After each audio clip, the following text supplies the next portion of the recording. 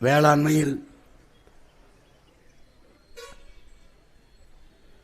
பல பிரிவுகள், நீர் வேளாண்மை, நில வேளாண்மை, மலை வேளாண்மை என்று. அது நில வேளாண்மை நெல், கரும்பு, வாழை, தக்காளி, வெண்டைக்காய், கத்தரிக்காய், இப்படியே கம்பு, வரகு, சோளம், திணை. கடல் வேளாண்மை உங்களுக்கு தெரியும், மீன், நண்டு, எறா, சுறா எல்லாம். மலை வேளாண்மை முள்ளங்கி, கேரட்டு, பீட்ரூட்டு, கிழங்கு வகைகள், தேயிலை. அந்த தேயிலையில் சாறை எடுக்கும்போது, தேநீரை எடுக்கும்போது அந்த சார் சிவப்பாக இருக்க காரணம் என் மக்கள் சிந்திய இரத்தத்தில் தான் அது விளைகிறது. அதனால் அது சிவப்பாக அந்த நீர் இருக்கிறது. என் மக்களின் இரத்தத்தில் சிவந்ததுதான் அந்த சிவப்பு.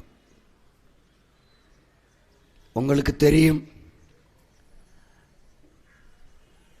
இலங்கையில் மலையகத்தில் நம் மக்கள் வெள்ளைக்காரர் காலத்திலே தோட்ட தொழிலாளர்களாக அழைத்து செல்லப்பட்டு அங்கே காலமாக வாழ்ந்து வந்தார்கள். சிங்களர்கள் நமக்கு குடியுரிமை தராமல் பல லட்சக்கணக்கான மக்களை நாடற்றவர்களாக்கி சிறிமாவோ பண்டாரநாயக்கர் லால்புரி சாஸ்திரி ஒப்பந்தத்திலே இரவோடு இரவாக கொண்டு வந்து இந்த நிலத்திலே இறக்கிவிட்டு போனார்கள். அங்கே செய்த அதே தேயிலை தோட்ட தொழிலை இங்கு வந்து செய்ய தொடங்கினோம். ஆனால் வேலைக்கும் வருவாய்க்கும் உறுதியற்ற நிலையில் இன்னும் நமது மக்கள் வாடி வதங்கிக் கொண்டு அல்லாடி கொண்டிருக்கிறார். உங்களுக்கே தெரியும், இந்த நிலத்தில் நடந்த எண்ணற்ற போராட்டங்களுக்கு உங்களோடு ஒருவனாக உங்கள் மகன் உங்களுடன் பிறந்தவன் என்று போராடி இருக்கிறேன் என்பது உங்கள் நினைவில் இருக்கும். இங்கே நாடெங்கிலும் இருக்கிற கணக்கில்லாத, கணக்கிட முடியாத பிரச்சனைகள், அடிப்படை மனித வாழ்க்கைக்கு அடிப்படை தேவைன்னு இருக்கிறது. அதை கூட நிறைவேற்ற தராத அரசைத்தான் 60 ஆண்டுகளாக நாம் நிறுவிக்கொண்டே இருக்கிறோம் என்பதை அறிவார்ந்த பெருமக்கள் புரிந்து கொள்ள வேண்டும். எதது அடிப்படை? ஒரு மனிதனுக்கு உணவு, உடை, உறைவிடம். உண்ண உணவு, உடுக்க உடை, உறங்க இடம், வாழ்விடம். இது மூன்றும் அடிப்படை, ஒரு ஃபண்டமெண்டல் ரைட்ஸ். இது மூன்றையும் ஒரு அரசு கொடுக்க தவறிட்டால் அந்த சமூகம் குற்ற சமூகமாகத்தான் மாறும் என்று திரு குன்றக்குடி அடிகளார் என்கிற பெருந்தகை நமக்கு சொல்லுகிறார். ஆனால் இந்த அடிப்படையை நிறைவேற்றவில்லை. அதற்கு மேம்பட்ட வாழ்வு கல்வி. கல்விதான் சமூகத்தை ஒழுங்குபடுத்தும், மேம்படுத்தும், சீர்படுத்தும். கல்விதான் அனைத்தும். கல்வியிலிருந்துதான் எல்லாமே தொடங்குது. அப்ப ஒரு நாட்டின் செல்வத்திலே ஆகப்பெரும் செல்வம் அறிவு செல்வம் தான், கல்வி செல்வம் தான். அதை தனிப்பெரும் முதலாளிகளின் லாப குவியலுக்கான தொழிலாக மாற்றியது இந்த அரசுகள். இவர்கள் ஏற்றுக்கொண்ட பொருளாதார கொள்கை உலக வர்த்தக அமைப்பில் WTO என்ற வேர்ல்டு ட்ரேட் ஆர்கனைசேஷனில் இவர்கள் கையெழுத்திட்டு கடன் பெற்றதிலே என் அன்பு சொந்தங்களே, அருமை உடன் பிறந்தார்களே, எது எது சேவை? கல்வி. எது எது சேவை? உயிரை காக்கும் மருத்துவம். எது எது சேவை? உலக உயிர்களின் உயிர் பாலாக இருக்கிற நீர். எது சேவை? மின் உற்பத்தி, பகிர்ந்தளிப்பு. பிறகு எது? சாலை போடுதல், பராமரித்தல், தரமான போக்குவரத்து நடத்துதல், சேவை. ஆனால் இதையெல்லாம் அந்த வர்த்தக அமைப்பிற்கு இவர்கள் ஏற்றுக்கொண்ட பொருளாதார கொள்கைக்கு, இவர்கள் பொருளாதார கொள்கை என்ன? தனியார் மயம், தாராளமயம், உலகமயம். Privatisation, liberalisation, globalisation. இதிலே உலகம் சந்தையாகிறது. தனிப்பெரும் முதலாளிகளின் வேட்டைக்காடாக ஒவ்வொரு நாடும் ஆகிறது. நிலமும் வளமும் பெரும் முதலாளிகளின் வேட்டைக்காடாக மாறுகிறது. தாராளமயம், யாரும் வரலாம், எவ்வளவு வேணாலும் நீரை எடுக்கலாம், எவ்வளவு வேணாலும் மனித உழைப்பை சுரண்டலாம், எவ்வளவு வேணாலும் மின்சாரத்தை பயன்படுத்திக் கொள்ளலாம். தாராளமயம், தடையற்ற சந்தை. சந்தை பொருளாதாரத்தை ஏற்றுக்கொண்ட ஒரு நாட்டில் வாழ்கிற மக்களும் சந்தை பண்டம்தான். உள்நாட்டு வெளிநாட்டு முதலாளிகள் உற்பத்தி செய்கிற பொருட்களை வாங்கி நுகர்கிற மந்தைகளாக மக்கள் ஆக்கப்படுவார்கள், ஆக்கப்பட்டு விட்டார்கள். அதுதான். நீ கையில் வைத்திருக்கிற அலைபேசி உன்னது இல்லை, உன்னதில்லை. Samsung சைனாவுடையது, iPhone அமெரிக்காவுடையது. அதில் இருக்கிற அட்டை அது உன்னோடதில்லை, சிம் கார்டு உன்னோடது இல்லை, பெரும் முதலாளிகளோடது. நீ மூச்சு விடுவதை கூட அவன் கவனித்துக் கொண்டிருப்பான். எந்த தனி மனித நகர்வும் சுதந்திரமும் கிடையாது. தனி மனிதனுக்கு சுதந்திரம் என்பதே கிடையாது என்று நாட்டின் உயர்ந்த நீதியில் போய் சொல்லுகிறார். உயர்ந்த நீதி சொல்லுது, தனித்தனி மனிதனுக்கான சுதந்திரம் தான் ஒட்டுமொத்த நாட்டுக்கான சுதந்திரம் என்று தெரியாத பைத்தியங்களிடம் நாட்டை அதிகாரத்தை கொடுத்து விட்டு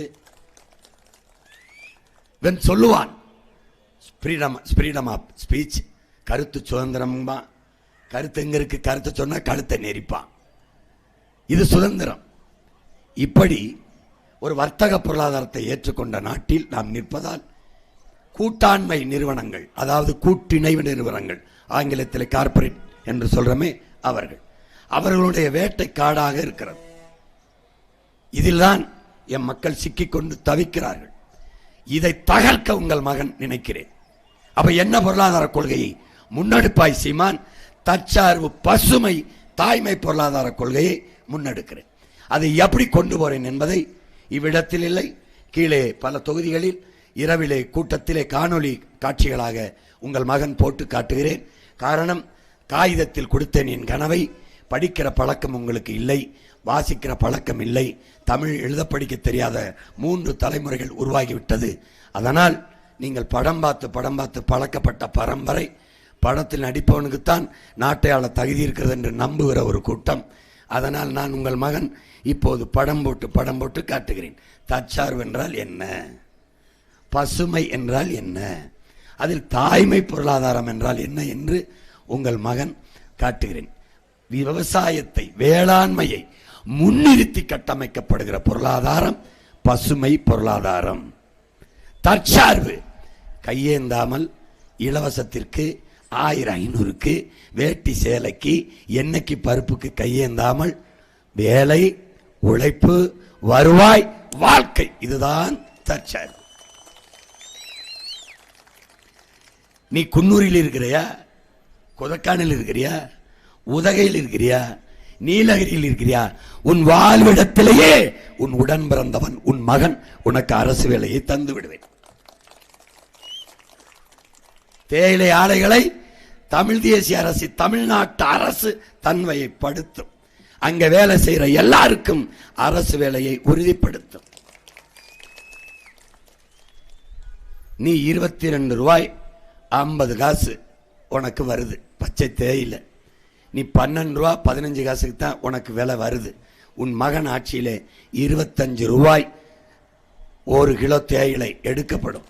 நீ அந்த 25 ரூபாயா 30 ரூபாயா 20 ரூபாயா என்பதை தீர்மானிப்பது நீதான். எப்படி? வேளாண் துறை அமைச்சகத்துக்கு கீழே ஒரு குழு, ஆய்வு அறிவு சபை அங்கே போடப்படும். அதிலே குன்னூர் என்றால் குன்னூரில் இருந்து தேயிலை, மற்ற பயிரினங்கள், முட்டைக்கோசு, கிழங்கு விளைய வைக்கிற அந்த வேளாண்குடி மக்களில் 2 பேர் உறுப்பினர். உதகை என்றால் அங்கிருந்து 2-3 பேர். அங்கே நீலகிரி என்றால் அங்கிருந்து ஒவ்வொரு நெல் விவசாயி, கரும்பு விவசாயி, பருத்தி விவசாயி, தென்னை விவசாயி, பனை விவசாயி, கிழங்கு விவசாயி, எல்லாரிடம் இருந்து 2-3 பேர் பிரதிநிதிகளாக, முதன்மையாளர்களாக வந்து அமைச்சவைக்கு கீழே ஒரு குழு நியமிக்கப்படும். அவர்கள் அந்த அரசவை உறுப்பினர்களாக இருப்பார்கள். இந்த காலத்தில் ஒவ்வொரு பருவநிலைக்கும் தேயிலை கிலோ இவ்வளவுக்கு விற்கலாம் என்பதை அவர்கள் பரிந்துரைப்பார்கள். அரசு அதை செயல்படுத்தும். அதனால் விலையை நீயே தீர்மானிப்பாய். அதனால் இழப்பு என்பதும் நஷ்டம் என்பதும் இனி உன் வாழ்நாளில் இருக்காது. ஏன் இதை சொல்கிறேன்? நீ பட்ட துயரத்தை, நீ அனுபவித்த வேதனையை, நீ வடித்த கண்ணீரை உன் அருகில் இருந்து பார்த்த மகன் என்பதால் இந்த உறுதியை தருகிறேன். இவன் உன்னை ஏமாற்ற நினைக்கிறான், நான் இந்த நிலையில் இருந்து அதை மாற்ற நினைக்கிறேன். உனக்கு புரியுதுன்னு நினைக்கிறேன். இங்கே படுகாசு இன மக்கள், நம் சொந்தங்கள், எங்களை பிசியில இருந்து, பேக்வர்ட் கிளாஸ்ல இருந்து எஸ்டிக்கு பழங்குடி மக்களாக மாற்ற வேண்டும் என்ற கோரிக்கை வைத்த போது கொட்டுகிற மலையிலே இதே உதகையில் வந்து மக்களோடு மக்களாக நின்று போராடிய மகன் நான் என்பதை என் அன்பு சொந்தங்கள் மறந்திருக்க முடியாது. உங்களுக்கு உணர்த்த நான் நினைப்பது, மறந்து விடுவது மக்களின் இயல்பு. அதை நினைவுபடுத்திக் கொண்டே இருப்பது போராளிகளின் கடமை. அதைத்தான் உங்கள் மகன் செய்து கொண்டிருக்கிறேன். நீ மறந்து விடுகிறாய். இத்தனை பிரச்சனைகளையும் தந்தவர்கள் யார்? மனுக்களோடும் கவலை தோய்ந்த முகத்தோடும் கண்ணீர் நிறைந்த வெளிகளோடும் காத்து நிற்கிறாயே, முறையிடுகிறாயே, கலங்குகிறாயே, கதறுகிறாயே. இத்தனை பிரச்சனைகளையும் நமக்குள் தந்தவர்கள் யார்? இதை நீ எண்ணி பார்க்கணும். இத்தனை ஆண்டுகளாக வென்றவர்கள், அதிகாரத்திற்கு சென்றவர்கள், நம்மை ஆண்டவர்கள், அவர்கள்தான் இத்தனை பிரச்சனைகளையும் பிரசவித்தவர்கள். நமக்கு இந்த துயர துன்பத்தை, இந்த போராட்டங்களை, இந்த பிரச்சனைகளை கையளித்தவர்கள் அவர்கள்தான். யார் போராடவில்லை? தேயிலை தோட்ட தொழிலாளி மட்டும்தானா? இல்லை பழங்குடி மக்களை எங்கள் ஆக்குங்கள் என்று படுகாசு மக்கள் தானா? சாதிவாரி கணக்கெடுத்து எங்களுக்கு உரிய பிரதிநிதித்துவத்தை கொடு என்று எல்லோரும் போராடுகிறார்கள். அதிலே படுகாசு மக்களும் போராடுகிறார்கள், மாணவர்கள் போராடுகிறார்கள். கல்வி கடனை தள்ளுபடி செய்யுங்கள் என்று. கல்வி மானுட உரிமை, கொடுக்க வேண்டியது அரசின் கடமை. கல்வியை கொடுப்பது அரசின் கடன். அது கடன் வாங்கி ஒரு மாணவனை, அறிவி பசி அதைக்கு நிறைவேற்றாமல் அறிவை தேடும் ஒரு இளைஞனுக்கு, இந்த நாட்டில் பிறந்த ஒரு மகனுக்கு கல்வியை கொடுப்பதை விட அரசின் வேலை என்னவாக இருக்க முடியும்? ஒரு நாட்டை அறிவு சமூகமாக ஆக்கிறதை விட அரசின் வேலை என்னவாக இருக்க முடியும்? என்ன சொந்தங்களே, என்னவாக இருக்க முடியும்? என்னவாக இருக்க முடியும்? ஒரு நாட்டின் எதிர்காலத்தை அந்த நாட்டின் வகுப்பறை தான் தீர்மானிக்கிறது என்கிறான். உன்னுடைய வகுப்பறை வகுப்பறையாக, அறிவு கருவறையாக இல்லாமல் வர்த்தகரையாக, வியாபார அறையாக மாறி நிற்கிறதை நீ அறிய வேண்டும். ஒரு மாணவனை கடன் வாங்கி கல்வி கற்கிற நிலையில் வைக்கிற அரசை நீ எப்படி தேர்வு செய்கிறாய்? எப்படி தேர்வு செய்கிறாய்? கல்வி கடன் வாங்கி படிப்பான், அந்த கல்வி கடனை தள்ளுபடி செய்வான். அந்த தள்ளுபடி செய்யறது இழக்கிற பணத்தை வைத்து கல்வியின் தரத்தை உயர்த்த முடியுமா, முடியாதா? இதான் கேள்வி. ஒரு தனி முதலாளி தரமான கல்வியையும் தரமான மருத்துவத்தையும் கொடுத்து விடுவான் என்றால் அரசு அந்த முதலாளி, ஒற்றை முதலாளியிடம் தோற்று போகிறதா? என் மக்களின் வாக்கு மதிப்பற்றதா? என் மக்களின் நம்பிக்கை ஏமாற்றப்படுகிறதா? எப்படி? என் மக்களின் எதிர்பார்ப்பு ஏமாற்றப்படுகிறதா? இதானே கேள்வி.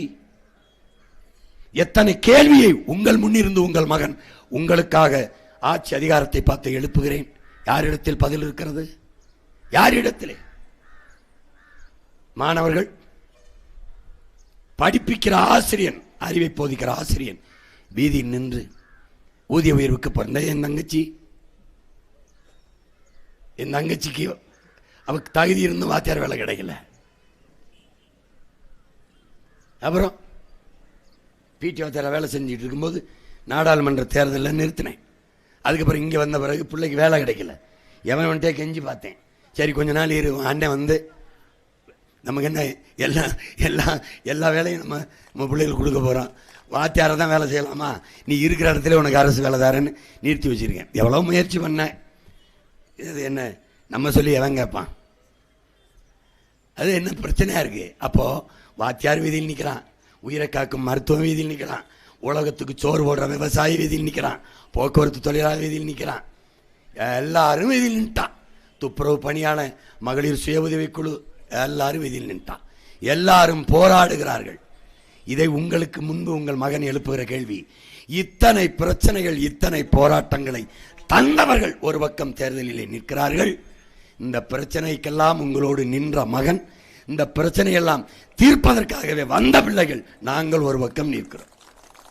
இதுல எந்த பக்கத்திலே என் மக்கள் நிக்க போகிறார்கள்? இதுதான் இந்த தேர்தல்.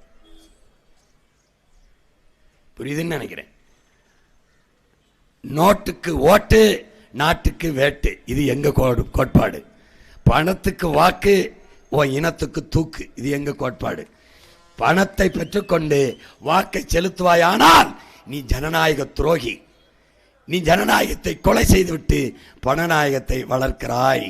கேடுகட்ட பணநாயகத்தை வளர்க்கிறாய். நீ முதலாளிகளுக்கான அதிகாரத்தை நிறுவ உன் வாக்கை செலுத்துகிறாய். உழைக்கும் அடித்தட்டு மக்கள், தேயிலை தொழிலாளி, வேளாண் மக்கள், மீனவர்கள், எந்த பாட்டாளி வர்க்கத்திற்கும் உழைக்கும் அடித்தட்டு மக்களுக்கும் அதிகாரம் இருக்காது, அரசியல் இருக்க. விளங்குதுன்னு நினைக்கிறேன். இங்கே போர், மாண்புமிக்க ஜனநாயகம் உங்கள் பிள்ளைகள் இந்த பக்கம், கேடுகட்ட பணநாயகம் இந்த பக்கம். ஒருத்தர் 2000 குடும்ப தலைவிக்கு, ஒருத்தர் 2000, புதுசா வந்த 2500. புரியுதா? நாங்க 2000 கிடையாது, 2000 கிடையாது, ஒன்னும் கிடையாதுப்பா. அப்ப என்ன பண்ணுவ? உனக்கு வேலை தருவேன், நீ 2000 இல்ல 5000 கூட சம்பாரிச்சு கொள்ற வாய்ப்பை தருவேன்.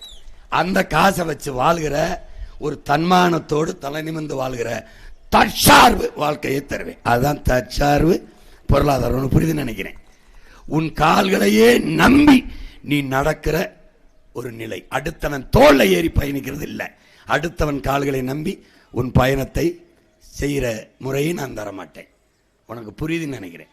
இதுல எந்த பக்கம் நிக்க போற? நான் தரமாட்டேன். இலவசம், அது ஏமாற்று. மக்களின் ஆசையை தூண்டி இலவசம் பேசி அவனை மயக்கி அவனுடைய வாக்கை பறிக்கிறது. என் தம்பி சீமான் சொன்னான்ல, 10 லட்சம் கோடி, அவன் 10 லட்சம் 10 லட்சம்ங்கிறான். 10 லட்சம் கோடி கடன், 10 லட்சம் கோடி. நம்ம ஐயா மட்டும் 5 லட்சம் கோடி வாங்கியிருக்காப்ல. எப்போ?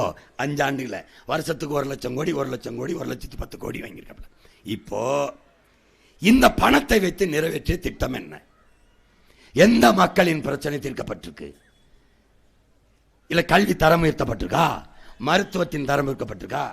18,500 கோடியிலிருந்து 19,500 கோடி, 20,000 கோடி, 22,500 கோடி, இப்ப அப்படியே வளர்ந்து வருது.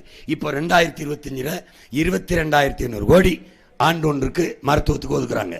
அப்போ பணம் அப்படியே உயர்ந்து கொண்டே வருது, மருத்துவ தரம் உயர்ந்து கொண்டே வருதா என்ற கேள்வியை இந்த நிலத்தை எவனும் எழுப்ப மாட்டான், உன் மகனை தவிர.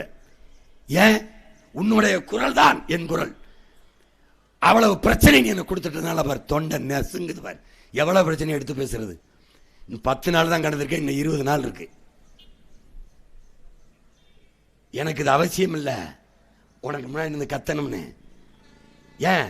எனக்கு நீ ஓட்ட போட்ட 36 லட்சம், 8.22 8 விழுக்காடு வாக்கு, 6 புள்ளி கா வச்சிருக்கவனுக்கு கோடிக்கணக்கா பேரமும் சீட்டும் பேசுறான். எனக்கு எவ்வளவு பேசியிருப்பான்னு நீ யோசிச்சு பார்க்கணும்.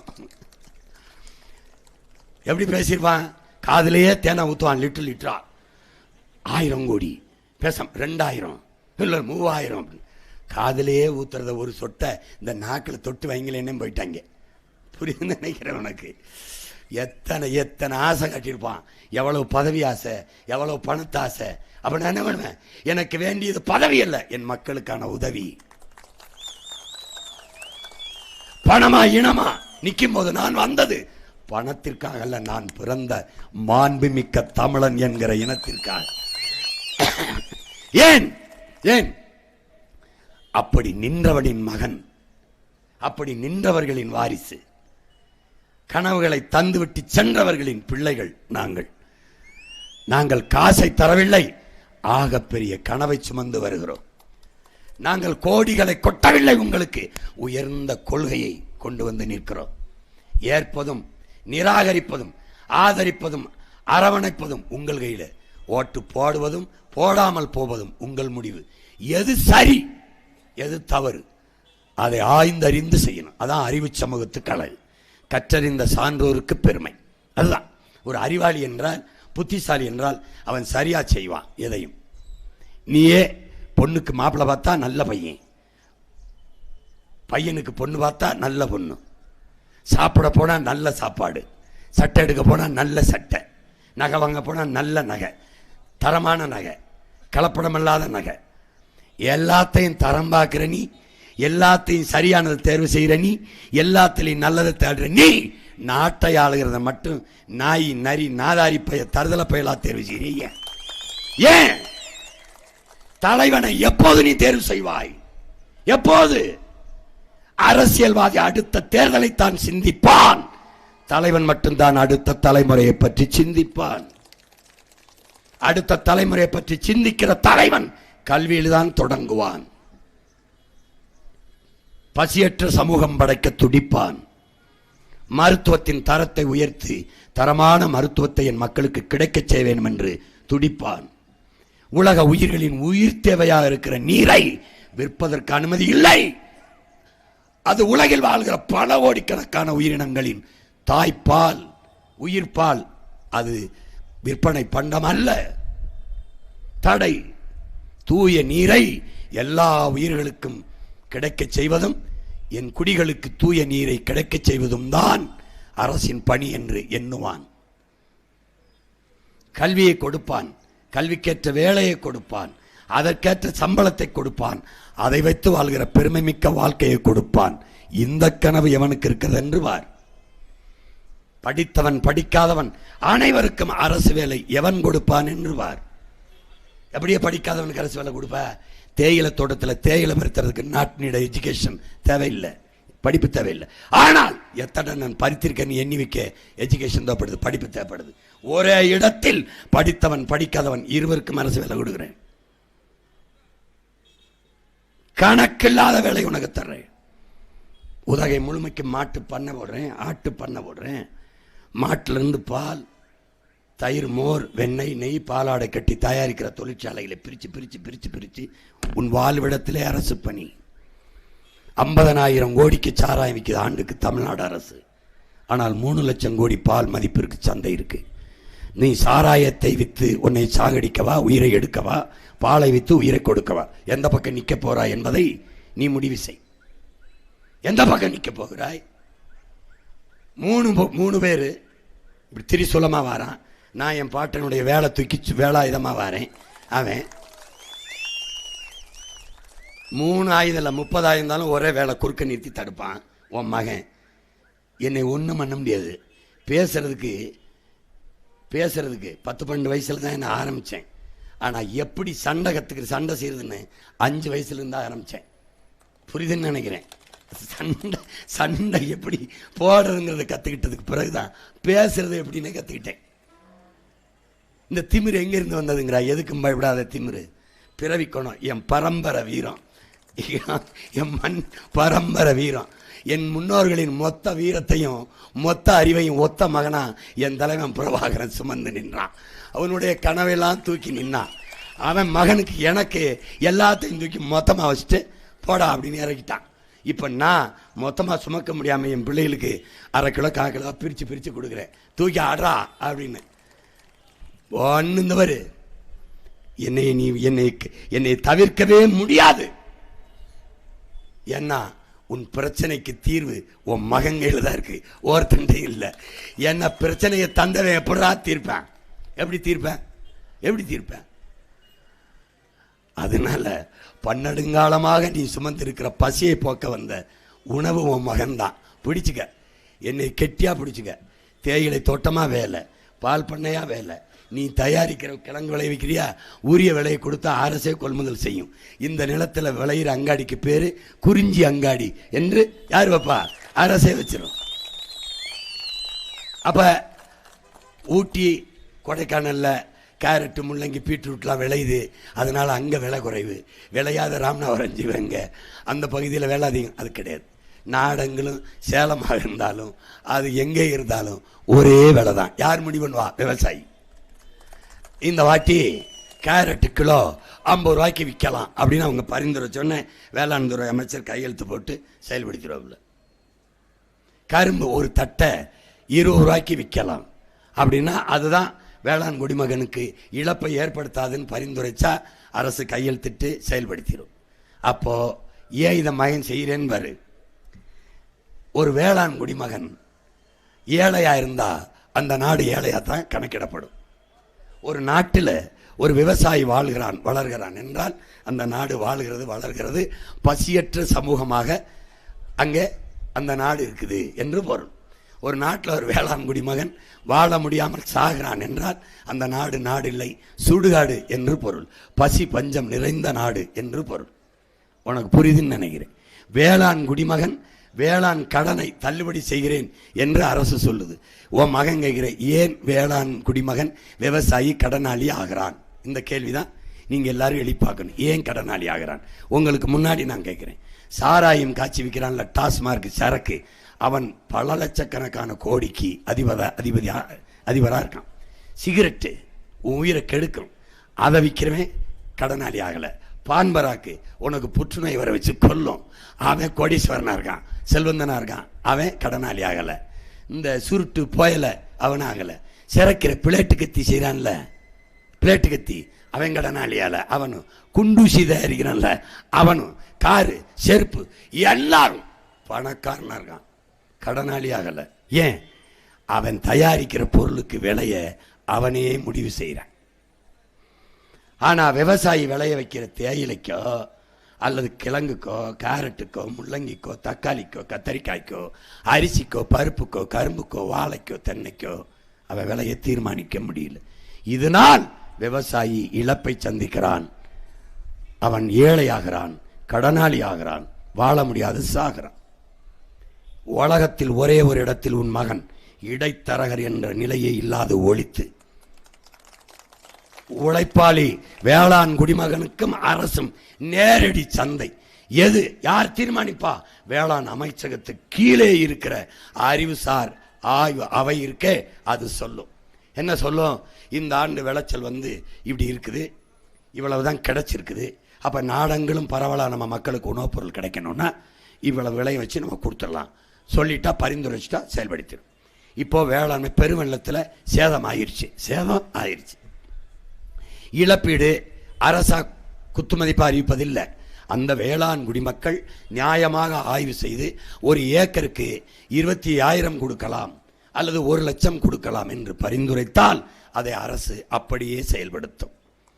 எந்த வேளாண் குடிமகளையும் இழப்பையோ வறுமையோ சந்திக்க விடாது. ஏன்? உழவுக்கும் தொழிலுக்கும் வந்தனை செய்வோம். பாரதி பாடுறான், உழுதுண்டு வாழ்வாரை வாழ்வார், மற்றெல்லாம் தொழுதுண்டு பின் செல்பவர், சுழன்றும் ஏற்பின்னது உலகம், அதனால் உழந்தும் உழவே தலைங்கிறார். உலகத்தில் எத்தொழிலும் இருக்கலாம், உழவுதான் தலையாயது என்கிறார். உழவு என்பது தொழில் அல்ல, எங்கள் வாழ்க்கை முறை, எங்கள் கலாச்சாரம், எங்கள் பண்பாடு. அதனாலே உழவர் குடிமகன் உயர்ந்தான், சிறந்தான், வாழ்ந்தான் என்ற வரலாற்றை உன் மகன் இந்த நிலத்திலே கொண்டு வருவேன். வேலை இல்லை என்ற சொல்லுக்கே வேலை இல்லாத நிலையை நான் உருவாக்குவேன். நீ கவலையே படாத. நம்ம கிராமத்தை அதை ஆக்கிரமிச்சிட்டான், எல்லையை ஆரம்பிச்சிட்டான்ங்கிற அந்த தொல்லையை உன் மகன் வந்தால் இருக்காது. நான் வந்தவன அவன் இடத்த விட்டு அவன் நகரானா இல்லையான்னு மட்டும் பாரு. நான் தான் பல முறை சொல்றேனே, அந்த முதலமைச்சர் நாற்காலியில் உன் பிள்ளை உட்கார வை, என் மீனவனை கடலில் தொட்டான்னா அடுத்த நாள் கையெழுத்து போட்டு கீழே இந்த பதவிக்கு நாட் ஃபிட்டுன்னு நான் இறங்கிறேன் தொட சொல்லு பார்ப்போம். அவனுக்கு தெரியுமாடா உட்காரவன் யார் மகன்னு? அவனுக்கு தெரியும். நான் இந்த மாதிரி உன்னை ஏமாத்துறதுனா எனக்கு ரொம்ப பெருசு இல்லை. உன்னை ஏமாத்துறது எளிது, மக்களை ஏமாத்துவது எளிது. மக்கள் ஏமாந்து கொண்டிருக்கிறார்கள் என்று உணர்த்துவது மிக மிக கடினம்னு மார்க் ட்வைன் ஒரு அறிஞன் சொல்றான். உன்னை ஏமாத்துறது எனக்கு ரொம்ப எளிது.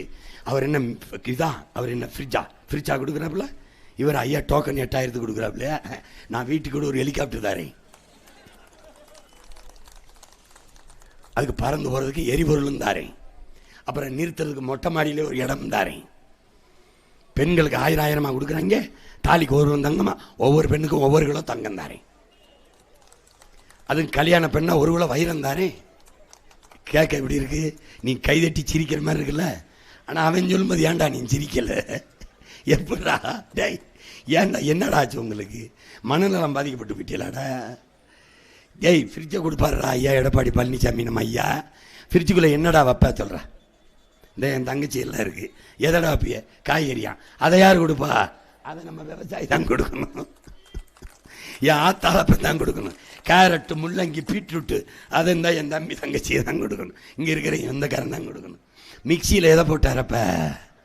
மிளகா, மல்லி, மஞ்சள், அதை யார் கொடுப்பா? இந்த பையன் தான். இந்த கலப்பையோட நிற்கிறான், இவன் தான் கொடுக்கணும்.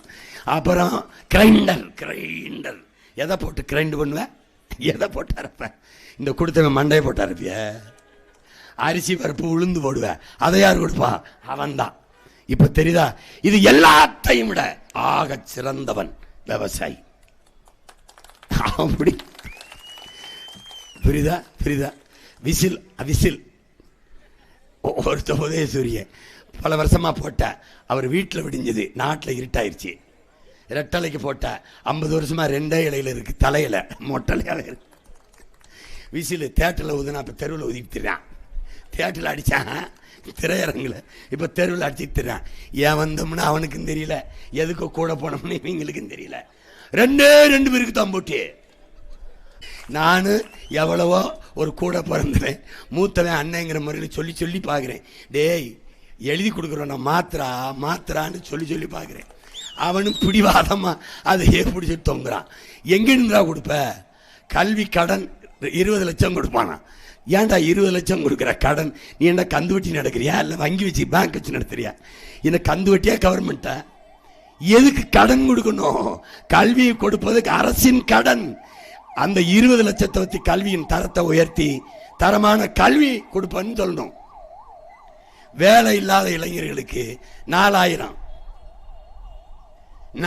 கொடுக்கக்கூடாது, 40,000 சம்பாதித்துக் கொள்வதற்கு வேலையை கொடுக்கணும். அதை தான் நான் சொல்கிறேன். உனக்கு விளங்குதுன்னு நினைக்கிறேன். நீ இங்கே வரு, நான் உன் மகன் ஆட்சிக்கு வந்தோடனே பிள்ளையை நான் படிக்க வச்சிருவேன். அம்மா அப்பாவுக்கு முடியல, உனக்கு முடியல, நான் வைத்தியம் பார்த்துருவேன். தண்ணீரை உனக்கு கொடுத்துருவேன். தடையற்ற மின்சாரம் தருவேன். எரிகாற்று ஊரில் இருக்கிற தட்டுப்பாடு இல்லாமல் தந்துடுவேன். ஏன்னா நானே உற்பத்தி செய்வேன், இங்கே உற்பத்தி செய்வேன். குன்னூரில் இங்கே செய்வேன். நான் எப்படி செய்வேன்னு போட்டு காட்டுறேன். நீ நம்புப்பா என்னைய. எல்லா பையனையும் தான் நம்பிட்டு ஒரு தூரம் பெத்த பிள்ளைய நம்புப்பா கொடுப்பேன். ஆனால் ஓசியாக தரமாட்டேன். பஸ்ஸுக்குலாம் ஓசிலாம் கிடையாது. 2, 3 தான் இலவசம்னு எதையும் உச்சரிக்கக்கூடாது. கட்டணம் இல்லாத கல்வி உலக தரத்திற்கு.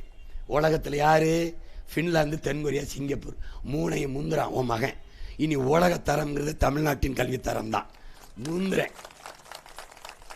மருத்துவம் எங்கள் அப்பாவுக்கு, என்னை பெற்ற தாய்க்கு, என் தந்தைக்கு, நான் பெற்ற பிள்ளைக்கு, என் துணைவிக்கு எப்படிப்பட்ட மருத்துவம் கிடைக்குன்னு ஆசைப்படுறனோ அது என்னை பெற்ற தாய் தந்தையர், என் மக்கள் எல்லாருக்கும் கிடைக்கணும்னு நான் நினைக்கிறேன், கொடுக்குறேன்.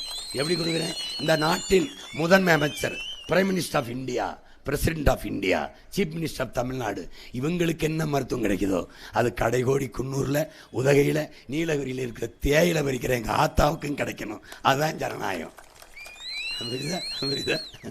தண்ணீர் உனக்கு மட்டும் இல்லை, பறந்து வர கொக்கு, குருவி, மைனா, சிட்டு, கொத்துற பாம்பு, கடிக்கிற கொசு எல்லாத்துக்கும் கிடைக்க செய்யணும். அதுதான் என்னுடைய மாண்பு. அதை செய்வேன். புரியுதா? அவர் என்ன சொல்றாருன்னு புரியுதா? கான்ஃபிடண்டா இருங்க, வெற்றி நிச்சயம். கான்ஃபிடண்டா இருங்க. அவருக்கே கான்ஃபிடன்ட் இல்லை. 2 பேருக்கு, ஒன்று டிஎம்கே, இன்னொன்று டிவி கேக்குன்னு 2 தொகுதியில் ஓட்டிடுறாப்ல. கான்ஃபிடன்ட் அவ்வளோதான். புரியுதா? அவருக்கு அவர் மேலேயும் நம்பிக்கை இல்லை, முன்னாடி நிற்கிற மக்கள் மேலேயும் நம்பிக்கை இல்லை. இதில் தோக்கடிச்சிருவாங்களோ நினைக்கிறாப்புல, இல்லை ஒரு அதில் தோக்கடிச்சிருவாங்கன்னு நினைக்கிறாப்புல. தோல்வியை தாங்க முடியாத எப்படா கதாநாயகனாக இருக்க முடியும்? எப்படி? நீ தான் பெரிய கதாநாயகன், 1000 பேர் அடிப்பிய. எதுக்கு 2 தொகுதியில் நிற்கிற? எதுக்கு? உனக்கே நம்பிக்கை இல்லைனா உன் கட்சியில் நிற்கிறவனுக்கு என்னடா நம்பிக்கை வரும்? ஏதோ ஒரு காமெடி பண்ணிட்டு அலைகிறாப்புல. ஏழை விடுறாங்க உங்களை. எங்கள் அண்ணன் பாண்டியராஜன் ஊரை தெரிஞ்சுக்கிட்டேன்னு ஒரு படம் எங்கள் அண்ணன் ஜி சேகர் எடுத்தது. அதில் ஏழை விடுவாங்க. ஐயா, நம்ம ஐயா பயில்வான் ரங்கநாதன் தலைமையில் எங்கள் அண்ணன் பண்ணுவார், 10 பைத்தியத்தை குட்டி வந்துடுவாப்புல. காட்சி இருக்கு, போட்டு பாருங்க. நான் ஒன்று ஒரு தடவை போட்டு காட்டுறேன். இலவசங்கிற தலைப்பில் போடும்போது இதை போட போகிறேன். எல்லாம் வந்து சொல்லுவேன், நான் 1000னா 1000ன்னு சொல்லுவேன். 1000ன்னு சொல்லுவியா? 1000ன்னு சொல்லுவேன். 2000ன்னு சொல்லணும். நீ 500னா 1000ன்னு சொல்லணும். 1000னா 2000ன்னு சொல்லணும். 2000னா 3000ன்னு சொல்லணும். 3000னா 4000ன்னு சொல்லணும். பயிற்சி கொடுத்து குட்டி விடுறா. பூரா பைத்தியம். புரியுதா? பூரா பைத்தியம். இப்போ தெரியுதுல எந்த பைத்தியம்னு.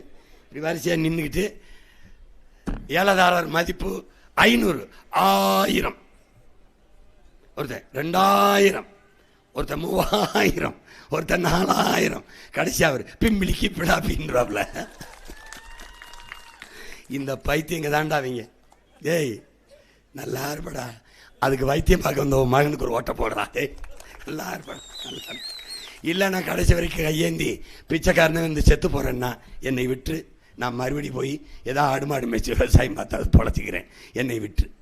இல்லை நீ தன்மானத்தோடு தலை நிமிர்ந்து பெருமையோடு வாழணும்னா இந்த மகனை பிடிச்சிக்க, ஒரே ஒரு ஓட்டை போட்டு நாட்டை என்கிட்ட கொடு, உன் பிரச்சனையை தூக்கி சுடுகாட்டில் போடு, காப்பாற்றுறேன், தயவு செய்து காப்பாற்றுறேன்.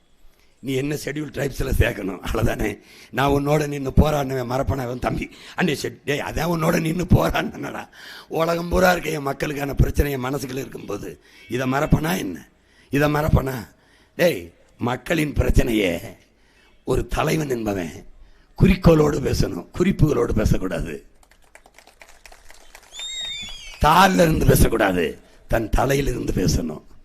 நீ இப்போ இரு, நாளைக்கு வரைக்கும் இங்கே இரு, தலையிலிருந்து பேசிக்கிட்டே இருப்பேன், உன் காயத்தை என் இதயத்திலிருந்து எடுத்து பேசிக்கிட்டே இருப்பேன். அவன் யாரையாவது பார்க்காம படிக்காம பேச சொல்கிறான். கழக ஆட்சியிலே நம்ம மகளிருக்கு 1000 ரூபா கொடுத்தோம், இப்போ 2000 கொடுக்குறோம்.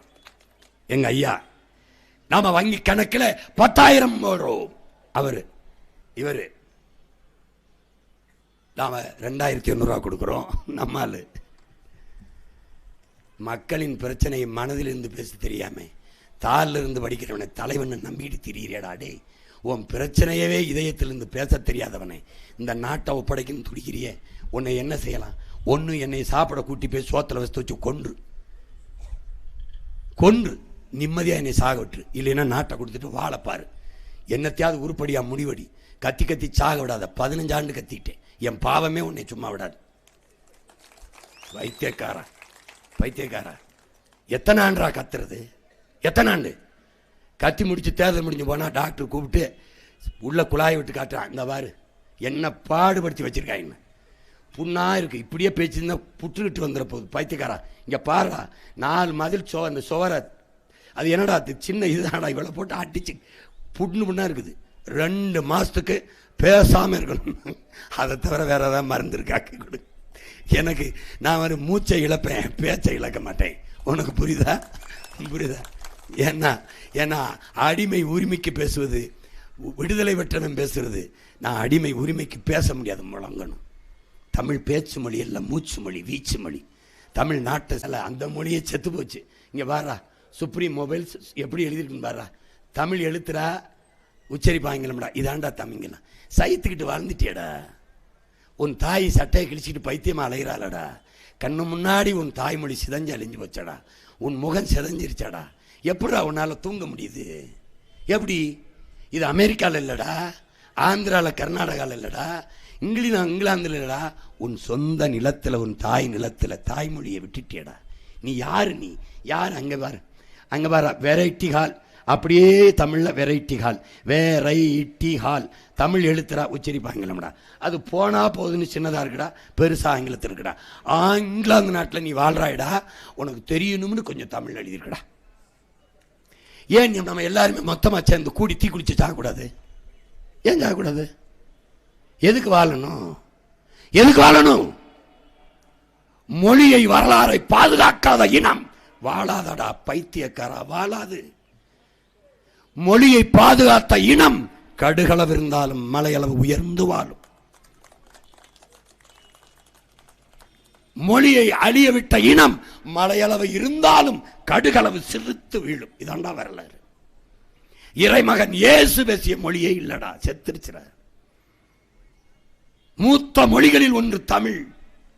கிரேக்கம் அழிஞ்சிருச்சு, தமிழ் விரைவில் அழிகிற மொழியில் இருக்குடா. உன் ஆதி மொழியடா தமிழ், இயற்கையில் தோன்றிய மொழியடா, மனிதனின் உழைப்பிலிருந்து தோன்றியது மொழி என்கிறான் நாம் மாமேதை மார்க்ஸ். காடுகளில் நீ வாழும்போது இந்த குன்றில் தாண்டா நீ வாழ்ந்த. அங்கே வாழும்போது நீ குன்றவன் என்று அழைக்கப்பட்டாயிடா. உச்சரிப்பு குறைந்து குறைந்து குன்றி குறவனானாயிடா. இப்ப யாரா நீ? நானும் நீனும் குறப்பைய மக்கடா. அதுல இருந்தாண்டா இவ்வளவு வாரிசு, இவ்வளவா உலகம் முழுக்க பரவணும். குன்றில் பைத்தியக்காரா. முன்னந்தோன்றிய நிலத்தில் முகிழ்த்தவர், மூத்த தமிழ் மொழி குணர்வில் மூத்தவர், தென்னன் பாண்டியன் குமரி குடிமையர், திசையெல்லாம் பரந்துலகை அளந்தவர், இன்னரும் இயலிசை நாடகம் யாத்தவர், எண்டிசை வாய்மையால் ஆண்டவர், இந்திய நாவலன் தேயத்து இறைமையர், என்ன வியப்படா இவர்கள் தமிழர்கள். வான்முகில் மலையிடை வாழ்க்கை தொடங்கியவர். எங்க சொல்றான்? வான்முகில் மலையிடை வாழ்க்கை தொடங்கியவர், வளர்ந்தரு குறிஞ்சியில் காதலை உணர்ந்தவர். முதல்ல காதலை உணர்ந்தவர், தேனுமில் முல்லை மருதம் நெய்தலை தீர ஆய்ந்து நல் இல்லறம் வகுத்தவர், காந்தரு பொருளையும் கலனியும் கண்டவர். வயல பரப்பு கண்டுபிடிச்சாங்க. கடலின் பரப்பையும் கடந்தயல் சென்றவர். என் தம்பி தெரியுமா? இவர்கள் தமிழர்கள். ஆயினும் என்ன, இன்று இவர்கள் அடிமைகள்னு முடிக்கிறான். நம்ம தாத்தன் பாவலரேறு பெருஞ்சித்தினர். இழந்துட்டியடா, சொந்த மொழியை இழந்துட்டியடா, தாய்மொழியை மறந்த இனம், இழந்த இனம் வாழ்ந்ததாக எங்கடா செய்தி இருக்கு? எங்கடா இருக்கு? பைத்தியக்கார. உன் மகன்கிட்ட கூட 6 மாசத்துல ஒரு வணிக நிறுவனத்தில் என் தாய்மொழியில பேரல் என்ன பேரல, நானே பணத்தை போட்டு எழுதிடுவேன். அப்புறம் எவ்வளவு செலவு பண்ணதை கொடுத்து மாசம் மாசம் கட்டிடுவேன். முடியாதுன்னு என்ன பண்ணுவேன்? உரிமத்தை ரத்து சேர்ந்து பூட்டிட்டு போட்டு போயிட்டே இருப்பேன். தமிழன் காசு வேணும், தமிழ் வேணாமா? என்ன எங்களை பார்த்தா பைத்தியக்கார பையன் நினைச்சுக்கிறியா? தமிழ் மீட்சி உற வேண்டும். தமிழ் மீட்சி தான் தமிழர் எழுச்சி. தமிழ் மீட்சி வர வேண்டும், தமிழர் எழுச்சி வர வேண்டும் என்றால் தமிழர் ஆட்சி வர வேண்டும். எந்த தமிழன்? எவன் தமிழுக்கும் தமிழனுக்கும் உயிராக நிற்பானோ அந்த தமிழனின் ஆட்சி வர வேண்டும். இந்த கூட்டத்தில் எவனாவது ஒருவன் உன் மொழி என்றோ, உன் இனம் என்றோ, உன் நிலம் என்றோ, உன் வளம் என்றோ, என் மக்கள் என்றோ, அவர்களின் நலம் என்றோ எவனாவது ஒருவன் உச்சரித்துட்டால் எனக்கு போடாதரா ஓட்ட, எனக்கு போடாதரா அவனா உச்சரிக்கிறான பாருடா. என் காடு, என் மலை, என் அருவி, என் ஆறு, என் கடல், என் காற்று எவனா சொல்றானடா?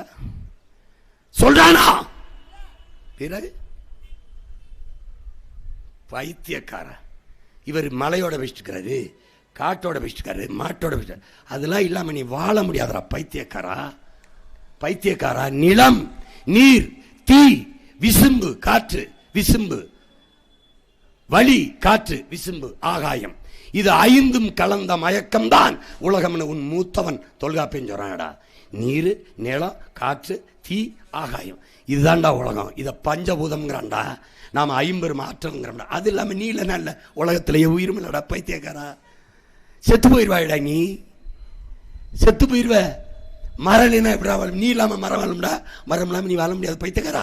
எந்த உயிரும் வாழ முடியாது. ஏன்? ஏன்? நாம நற்காற்றை சுவாசிச்சுட்டு நச்சு காற்றை வெளியிடுவோம்.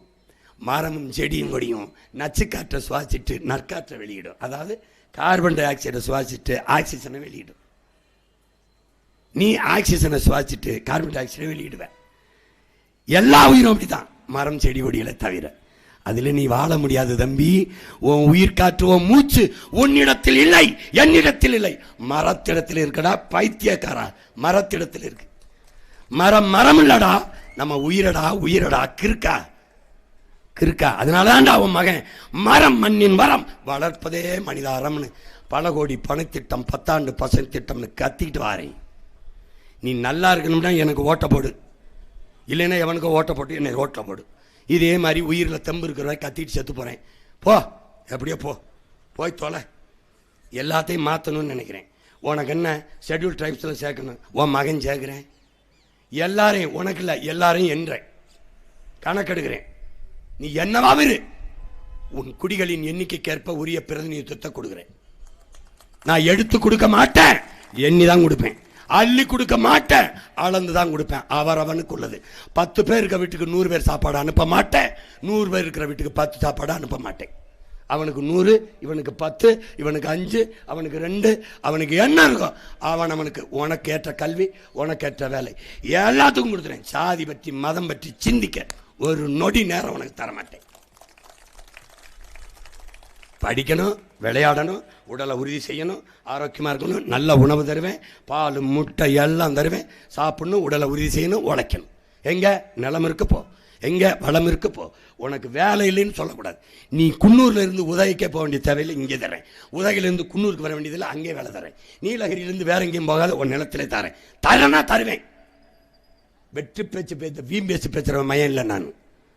நான் சத்தியத்தின் மகன், சத்தியமாகவே வாழ்ந்து செத்த மகத்தான மகன், பிரபாகரனின் மகன் நான். இந்த வேலையெல்லாம் வச்சுக்கிறாத. நீ சொன்னா செய்வேன், சொன்னாச்சு. இதை விடலாம் உனக்கு உறுதி தர முடியாது. எனக்கு உயிர்ப்பால் ஊட்டிய என் தாய், எனக்கு அறிவிப்பால் ஊட்டிய என் தாய் தமிழ், எனக்கு என் உயிருக்கு மேலாக நான் நேசித்து நிற்கிற என் தலைவன் பிரபாகரன் மீது உறுதி சொல்றேன். நான் செய்வேன், சொன்னா செய்வேன். நான் ஓட நடக்க தெம்பு இருக்குல்லடா, இப்ப கொடுத்துரு. அப்புறம் சக்கர வண்டியில் வர்ற காலத்தில் எனக்கு கொடுக்காத. அதுக்கு இல்லைன்னா என்னை சாப்பிடவான்னு கூப்பிட்டு சோத்தில் வச்சு கொண்டு ஒழுங்கா சிந்திச்சு வேலை செய். சும்மா 1000 தேரம் 500 தேரம் மானத்தை விற்காதரா, மானத்தை விற்காதரா, மானத்தை விற்காதரா. தமிழன் யார் தெரியுமாடா? யாரு? உழைச்சு வாங்கின நிலத்தடமான வைப்பாயிடா, பாடுபட்டு கட்டின வீட்டை வைப்பாயிடா, ஆட்டை வைப்பாயிடா, மாட்டை வைப்பாயிடா, பனை தென்னை வைப்பாயிடா, எல்லாத்தையும் அடமான வைப்பாயிடா, நேசித்து கட்டி வந்த பொண்டாட்டி தாலியை கூட அடமான வைப்பாயிடா. ஆனால் ஒரு மானத்தமிழன் தன் தன்மானத்தை அடமான வைக்க மாட்டான்டா. உன் தன்மானத்தை விற்கிறியடா. இந்த நாடு கொடுத்துருக்க உனக்கு கடைசி உரிமைடா, வலிமை மிக்க கருவிடா வாக்கு. ஆனால் அம்பேத்கரை படிக்கிறியா? உனக்கு வெறும் பேர் தானாடா, சில தானா? படிக்க மாட்டியா? வர கேட்க மாட்டியா என்ன சொல்றாருன்னு? மதிப்பு மிக்க நம் உரிமைகளை சில ரொட்டி துண்டுகளுக்காக விற்பது அவமானகரமானதுங்கிறார். நம்ம தாத்தா தெய்வ திருமகன் முத்துராமலிங்க என்னடா சொல்றாரு? வாக்குக்கு காசு கொடுக்கிறவன் பாவிங்கிறார். யாரு இந்த பாவி? பாவிக்கு தாண்டா நீ பதவியை கொடுத்துக்கிட்டே இருக்க. அந்த காசை வாங்கி கொண்டு வாக்கு செலுத்துகிறவன் தேச துரோகிங்கிறப்ப.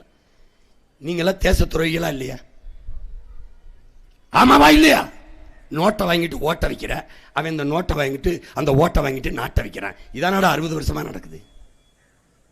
இதானே உன் மேல அக்கறை இருக்கிறவன் ஏன்டா அதை இதையும் கொடுத்து ஏமாத்த நினைக்கணும்? ஏன் அவன் ஏமாத்த நினைக்கிறான்? உன் பிள்ளை இதை மாத்தணும்னு நினைக்கிறேன். நான் கையேந்தினா பிச்சைன்னு சிரிக்கிறேன், சீமா கையேந்திரேன் பிச்சைக்கார பையன். நம்ம எல்லாரும் சேர்ந்து கையேந்தினா அது எப்படா பிச்சை இல்லாமல் இலவசமாயிருது? எப்படி கொடுக்கும்போது வாங்கடா, காசை வாங்கடா, அன்னை வச்சுக்கிறீங்கன்னே வாங்குறேன், எதுக்குன்னு எனக்கு காசு கொடுக்குறீங்க? ஓட்டுக்கானே சரிண்ணே. நீங்கள் எங்களுக்கு சேவை செய்யத்தான் தேர்தலில் நிற்கிறீங்களானே? ஆமா தம்பிச்சி, ஆமா தம்பி. அப்படி அண்ணே எங்களுக்கு சேவை செய்ய எனக்கு காசு கொடுக்குறிய? எங்களுக்கு சேவை செய்ய வர நீங்கள் காசு எதுக்குன்னு கொடுக்குறீங்க? அப்போ நீங்கள் காசு கொடுக்குற இடத்துல சேவை செத்து உங்கள் லாப தேவை வந்துடுதானே? 30 கோடி முதலீடு செய்ய அப்படின்னா சும்மா எங்கள் 30 கோடி செலவு பண்ணி எங்களுக்கு சேவை செய்ய வருவீங்களா, இல்லை 300 கோடி சம்பாதிக்க வருவீங்களான்னு இதை கேட்டினாடா எனக்கு இருக்கிற கோபம் உனக்கு வந்துருச்சு. நீ விழிப்புணர்வு பெற்றுட்டாய், புரட்சிகர சிந்தனை உனக்குள்ள வந்துருச்சுடா, மாற்றத்திற்கான எண்ணம் பிறந்துருச்சு. இலவசம் கொடுக்குறிய, இலவசத்தில் இழக்கிற பணத்தை எங்கிருந்து எடுக்கிறிய? எங்களுக்கு கொடுக்கும்போது காசு இல்லாமல் கொடுக்குறிய. நீங்கள் இந்த கடையில் வாங்கும்போது காசு இல்லாமல் வாங்கினீங்களான்னு கேளு. காசு கொடுத்தானே வாங்கினீங்க, அந்த காசை எங்கிருந்து எடுத்த, எப்படி கொடுத்தான்னு கேளு, பதில் இருக்காது. இதை கேட்க தொடங்கிட்டினா நீ வென்றுட்டாடா, நீ வென்றுட்ட. உனக்கு நான் தேவைப்பட மாட்டேன், நீ வென்றுவ. அதனால இங்க நடக்கிற நீலகிரி மாவட்டத்தில் நடக்கிற இந்த 3 சட்டமன்ற தொகுதி என் பிள்ளைகள் அவர்களை தாண்டி வேற ஏதாவது கட்சி வேட்பாளராக நிறுத்தியிருந்தா சொல்லு, நிறுத்தியிருந்தா சொல்லு. இங்கே குன்னூர் சட்டமன்ற தொகுதியில் இளநிலை கணினி பயன்பாடு கற்ற என் அன்பு தங்கை தீனு அவர்களுக்கு நீ விவசாய சின்னத்திலே வாக்கு செலுத்து. நீ எந்த கோரிக்கையெல்லாம் என்னிடத்தில் வைக்கிறியோ அதை என் தங்கை நிறைவேற்றி தருவாள். இது உறுதி உறுதி உறுதி. நான் தேவையில்லை, என் பிள்ளையே நிறைவேற்றிடுவான். தீனுக்கு வாக்கு செலுத்தி நீ விவசாய சின்னத்தில் வெற்றி பெற செய். அடுத்ததாக முனைவர் ரகுபதி பீமன் என் அன்பு தம்பி உதகை சட்டமன்ற தொகுதியிலே போட்டியிடுகிற என் அன்பு தம்பி, அவருக்கு நீ விவசாய சின்னத்திலே வாக்கு செலுத்தி வெற்றி பெற செய். என் பிள்ளைகளை வெற்றி பெற செய். நான் வர வேண்டிய தேவையில்லை, எல்லா பிரச்சனைக்கும் அவர்களே தீர்வு காண்பார்கள். அவ்வளவு அறிவும் ஆற்றலும் என் பிள்ளைகளுக்கு கொடுத்து தான் நிறுத்தியிருக்கு. எதுக்கு தேர்தலுக்கு வந்தோம், எதுக்கு கட்சிக்கு வந்தோம் எதுவுமே தெரியாமல் தற்கொலையோ விசில் அடிக்கிற வயல்களோ இல்லை. உலகத்தை விவர இனத்திற்கு எதிராக நிற்கிற துரோகிகளை எதிரிகளையும் துரத்தி அடிக்கிற வீரங்க என் பிள்ளைங்க.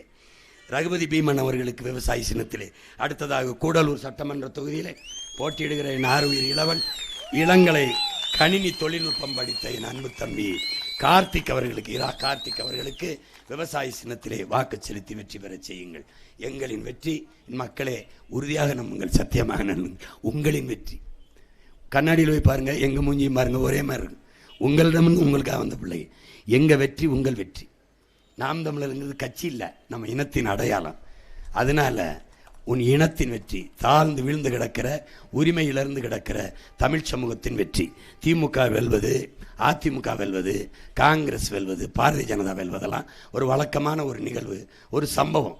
ஆனால் உங்கள் பிள்ளைகள் நாங்கள் வெல்வது வரலாற்றில் மாபெரும் புரட்சி, சரித்திரத்தில் போற்றத்தக்க சாதனை. அதனால் உங்கள் மதிப்புமிக்க வாக்கை உங்கள் பிள்ளைகள் எங்களுக்கு செலுத்தி வெற்றி பெற செய்யுங்கள்.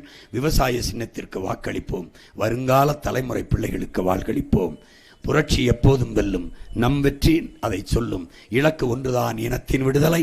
இனம் ஒன்றாவோம், இலக்கை வென்றாவோம். தமிழ்தாய் வாழ்க, தலைவர் பிரபாகரன் வாழ்க. நாம் தமிழர்.